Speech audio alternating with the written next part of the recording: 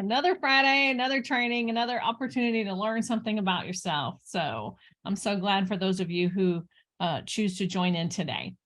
And for those of you who come back and watch the video later, like, that's awesome. Thanks for the commitment and the feedback that you've been giving. I greatly appreciate it. So, the purpose of me just coming on to do these live is to just support, give you ideas, is to be a mentor, to share some hints, tips, some wisdom highlights, as I like to call it, to really help other business women grow in business. And I think that I could just say, like, well, what makes me an expert? Well, I'm not an expert. I don't consider myself an expert. What I consider myself is a businesswoman in a male dominant industry for more than 30 years, growing business, having over 75 employees, managing a multi-million-dollar budget.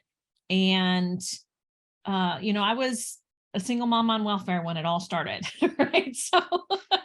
So it's just a matter of going through life and going through business and staying committed long enough for me to become successful.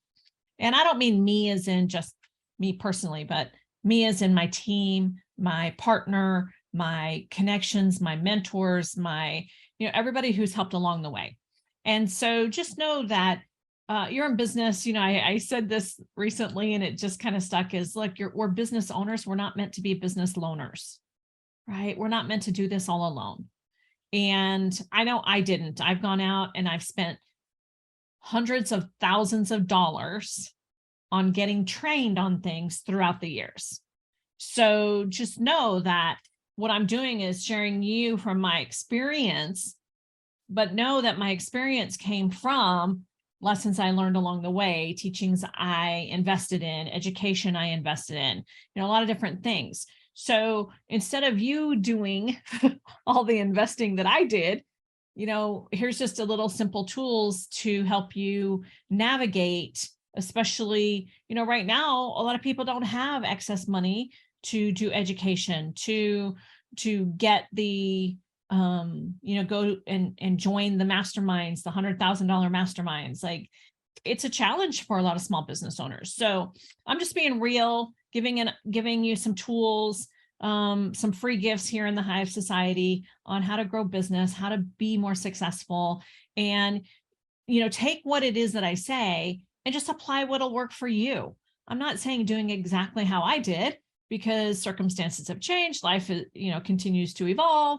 So find what works for you and apply it so that you can be more successful. And if it doesn't work, then great. Say thank you and move on until the next one, right? Until you find one that does. It's not about everything that I have to say is going to work for every person. But if it works for one person, then my lives are worth it. So I just thought I'd say that today. Here in the Hive Society, I created the Hive Society as just a way to, bring together people and create buzz, supporting each other to grow in business. The Hive, what does your Hive look like, right? And so if you know anybody that could be, use this as a resource, could learn from the things that I'm teaching here, please invite them to come over to the Hive Society, hear our group. It's a free page. It's a free group. It's not going to charge, but I'm just giving and giving. So hopefully that something valuable, you would feel free to invite somebody to come. So, all right. So let's dig into today's topic. Today's topic, we're talking about what is your role in business, or even if you're a manager in a business, if you're an employee, like, what is your role? Do you know your role? Is it clearly defined for you, right? And so if you don't know your role, if you're unsure of what your role should be, if you don't have clear defined pieces to a role, then this is the best place to be today, because that's what I'm going to be talking about. So I hope that you'll find this useful for you. So what is your role? Think about what is your role in business.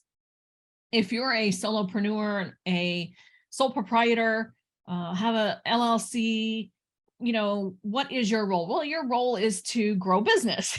Your role is to be the manager, the owner of your company, the main person who goes after what the vision, mission, values of your business are. And then finding the resources that's going to pay you for your skill set, your expertise, what your business is there to begin with, right? And if you're not making any money at it, then, we got to talk about the fact that you don't have something right in place. And, I hear people tell me all the time, Kimberly, I just want to help people. Yeah, me too. I want to help people. And I need to make money. Okay. And I say that because when I first started in business as an entrepreneur, right? When I first started in that space, it was because I needed to make money to take care of my son. Okay. And then it was, I need to make money to take care of my family, larger family, right? I'm a mom of 4 kids. They are all now grown, as the gray hair probably indicates, right? They are all grown. They are all moved out. My husband and I are empty nesters at this point, right? But when we first started as an entrepreneur, it was, I had to make money, right? I gotta take care of expenses. I gotta pay the bills. I didn't want to be on welfare. Okay. Let me just be clear. Just because people on welfare does not mean that it's fun. It is not uplifting. It is not supportive of you advancing in life, right? And I figured that out pretty quick. I didn't want that. I had to, the county would send me to go take these tests. They told me that I'd be really great in industrial work, because I did my Myers-Briggs, I did my trainings of this. And then they would say, oh, go put applications in over here and go put applications in over here and go put applications in over here. In order for you to keep your benefits, you had to go work. You had to go get training. You had to, right? And it was a lot of work, and which I didn't have a problem with working, but it was under the control of somebody else. And they didn't care what I wanted. They only cared that I could get a job and get off the welfare system. I'm all for that, but I also wanted to do things that I was good at and what I wanted. So hence becoming an entrepreneur, right? So I got to, create my own hours. But what was my role when I first started in business? My role was just to make money. Then it had to be like, okay, now there's my business partner and I, we're both working hard at making money. Well, not really. When you first start, you got to go, okay, what is your business? What is your business model? What is your business structure? How are you setting up in your business? And hopefully, most of you that are watching are probably like, you're way past that point. But there might be somebody who's not, but just know it's a slow and tedious process. All right. Then we define, like, what are we doing? So I know that my business partner, who later became my husband, right? He started where he was doing the, pounding the pavement out there doing the shifts, right? And I was working back in the home office. We had a 3-bedroom house, and one of them was an office. So we had a 2-bedroom house with 2 kids and they were boys. And so they were sharing a room. And so, I'd be working during the day, like answering phones, sending emails. My husband would be working nights. He was doing graveyard shifts. He'd be sleeping during the day. So I'm running the house, managing 2 young children, and answering phone calls, trying to market, sending out letters, because this was pre-social media. I admit it, right? But doing all the things. So, my role, it was kind of funny way back then, is my husband used to call me his toots, right? Nowadays, you couldn't get away with that.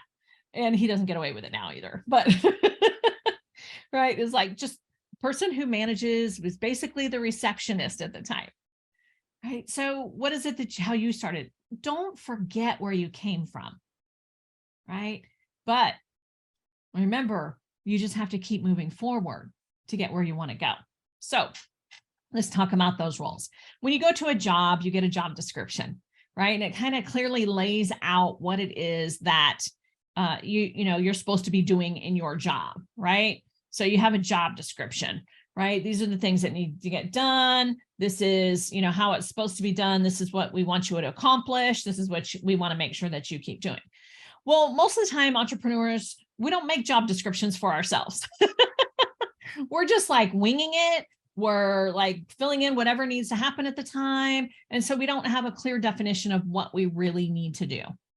So I wanted to talk about, what is your role in the company? Is you have to make a conscious decision every day to define what your role is and understand what your, responsibilities are for today and what's going to, at the end of the day, what would success look like for you today? So when you think about, what is your role in the company, it's going to change. It's going to maneuver. It's going to shift based on what you're doing today, based on what happened, based on the client's needs, based on a complaint, a customer complaint, based on a product failure, based on, so all these things come into play, right? So you have to make a conscious decision every day to define what your role is, what your responsibilities are, what your success criteria is, right? And if you have a team of people, how is your team, working for you to create a positive impact in your business, right? So understanding and knowing your role is important because everybody then knows what you're doing. And everybody might be you, and it might be you and a virtual assistant. It might be you and a business partner. It might be you and your family just saying, hey, this is what I need to do. This is my role. This is what I need to do and get done today, right? But that way everybody knows what you're doing, and it's clear and concise, and it's what's expected because they know that's what you're doing, right? And it also, the bonus of knowing your role helps you to understand how you need to behave today, right? Like, what do I need to do today? Like, I'm a big proponent is like, I know people, and if this is you, okay, if you are one of these people, right, I want to challenge you today to shift out of this. Most people come to work and do their favorite things first thing. Then by the end of the day, they got to deal with problems, or they don't deal with it and they push it off until tomorrow. And what that does, it just really messes with your mind. I challenge all of my staff. I challenge my clients. I challenge myself, right, to do the hardest things first thing in the morning. Get them over and done with. Get them out of the way, right? Do the hardest things first thing in the morning. And then what are the top 3 things you need to make happen today? You need to accomplish these 3 things today. Get this email out to so-and-so, get a contract out to somebody, get a bid proposal out, whatever those 3 things. So it's take care of the hard stuff first. And then what are the 3 things that you want to accomplish today? Do those things right away, because your role is to make sure that everything else runs smoothly. And if you're holding off doing the hard stuff and you're waiting until the time is right, and you're waiting until you feel like it, right? What you're doing is you're creating this headspace that's consumed with, I know, I need to call that person. I know. It brings you down. It creates that negative kind of vibe, waiting, the undercurrent of, I got to get this done. I don't want to do it, but I got to get this done, right? Like, stop with the negative undercurrent, get the things done now, first thing in the morning, and then the rest of the day will run much smoother. And if something comes up, it's not, oh my gosh, one more thing to add to the plate, right? It's okay, I need to handle this now, right? If you understand your role is solving the problems and working on the hard things first so that you can get to the fun, easy, exciting things that you love about your business, then when you understand that, then you own the space of your business. You can see your business moving forward. But if you keep putting off and you keep pushing away and you keep ignoring the things that are hard, that are bad, that you don't like to do, but they're important pieces to your business, you're undermining your role as the leader of your company. You're undermining your role as the leader who wants to teach other people, because what you're doing is trying to say, I only want to do this part. I don't want to do this part. And if I don't have to do this part, then that's okay. But I'm over here, but I can't understand why I'm not making the money that I want to be making. Because you have to do both parts. You have to do the hard and you have to do the fun and easy. You just have to put it in a way that works, most efficient for you. And whether you're a morning person or a nighttime person, it doesn't matter, but when, my husband, like his day starts around noon. Like, even if he gets up early, like he kind of dawdles along until, about that time. That's his prime time. He might get up and work and, go to work early, but you don't even see him start to come alive until, the noon time. Myself, I'm up by 6:30, 7 a.m. at the very latest. And like, I'm roaring to go. I get on and boom, boom, boom, boom, boom. Morning is my most productive time of the day. What's yours? Right? Understand that, because whatever your most productive time of the day is the perfect time for you to do all the things that you love to do. Okay. Because that's when it's more fun, exciting, all of that. But you want to make sure that you put in that place where, you're defining your role. So what could be your role? Well, your role is to develop what your role is and your responsibilities, like determine what is needed to get done. You have to determine what's needed to get done. Make a list of all those tasks. Now, it doesn't have to be a hard list. Okay. Like, I know some people absolutely hate doing lists. Okay, great. Then do a mental list. It doesn't matter what kind of list you do. I use my phone all the time and in the notes section, and I just make a quick list and I just look at it real quick. Okay, covered, done, move on, right? Not because I'm making a list to check off. It's just making a list to make sure that I'm doing what I said I was going to do today, right? So determine what needs to be completed. If you know at the end of each day what 3 things you need to complete by tomorrow, write it down ahead of time. That way, when you wake up in the morning, you don't even have to think about it. Because some people get caught up in that, right? What was it? I can't remember. Okay, I'll do this instead, right? I'm trying to help you just stay really focused. Identify what your strengths are. Identify what your weaknesses are. That's part of your role and your leading role in your company, all right? So your role is to run your company. Look, if you don't run it, circumstances will, and circumstances will help you fail. Not everybody is going to fail fail the same way. And what I mean by that is some people can trudge along just enough to stay alive, but you're not satisfied and you're not happy. Some people fail because they're like, oh, this is too hard and I just quit. And they close up shop and then they go someplace else. They can go get a job, they'll go work for somebody else, or they'll start another business because that one sounds fun. Got it. But if you're starting another business, you still have to know your role. You still have to be running your company and you still have to be making money, which means that you have to oversee all financial decisions. Right? Do you have an accountant in place who can make sure that you're getting the best tax write-offs? I hear a lot of people, there's business tax write-offs, and a lot of people say, there's loopholes. Oh, the rich get the loopholes. No, every business can have those loopholes. But if you don't know the loopholes, then you're not going to take advantage of it. You're not going to be able to know what you can write off and what you can't. But if you have a good CPA at the end of the year to do your taxes, who knows all the rules and regulations, they can tell you, hey, did you know you could write this off? Here's a list of things that I think you can write off. You want to, let's get these things together, right? If you're not overseeing your financial decisions and you're not asking, hey, what can I write off? What can't I write off? And how can I write more off? Those are questions to ask a good CPA. I'm not saying you have to put them in your business and have them on retainer all the time, but once a year, ask a really good CPA and stop trying to do your own taxes. If you're really good at it and you're a great CPA to do your own taxes, then that's awesome. But if you're not getting enough tax write-offs in your business, that's a consideration you might want to look at. But you're the one who's in charge of making all financial decisions for your business. And then your role is to also resolve what is not working. If something's not working, you need to look at it, figure out why is it not working? What do I need to shift? Is that product or service that I'm offering, is it really what people need? Is it going to work for my clients? Do I have to make some tweaks and adjustments? Am I overselling it and under delivering, right? Resolve what is not working for you in your business. And then you have to keep track for profitability and for growth. If you're not paying attention and keeping track of what you're doing in your business, how much money you're bringing in, how much expenses are you paying out, right? Do I really need all of those expenses?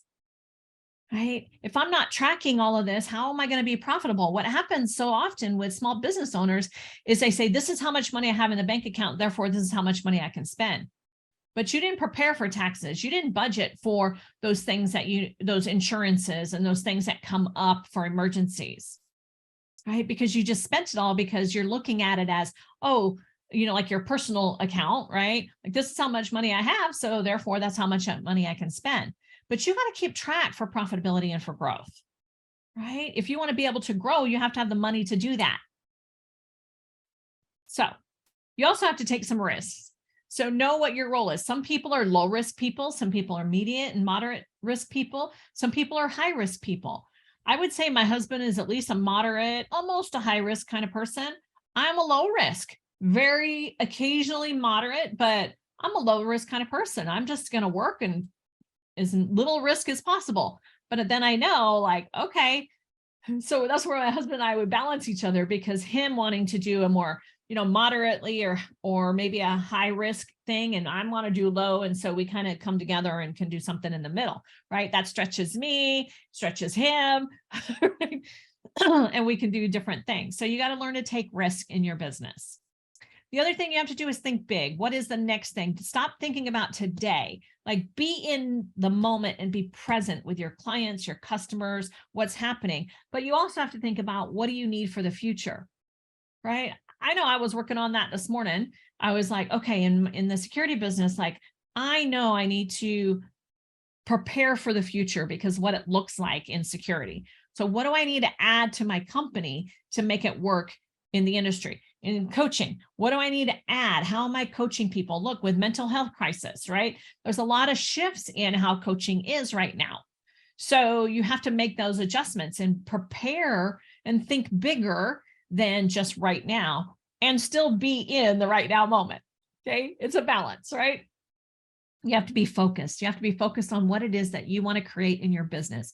You have to be focused on your clients' needs. You have to be focused on what the community needs at large. There's a lot of focus that has to happen. And I know it all feels overwhelming, and it can feel a little like frustrating. And it sounds like, oh my gosh, Kimberly, you're just like, ah. It doesn't have to be hard. I'm just cramming a whole bunch of stuff into, a quick little 20, 25-minute video. Right? But this is stuff that I work with my clients with all the time. And I have resources in the Hive Society. If you purchase the Hive Society membership, is you can go in there and have, break it down a lot smaller and less concise and less fast at you. But, you have to be focused, and you have to build your company culture. What do you want to be known for in your company? What kind of reputation do you want your company to have? Like, you have to build that.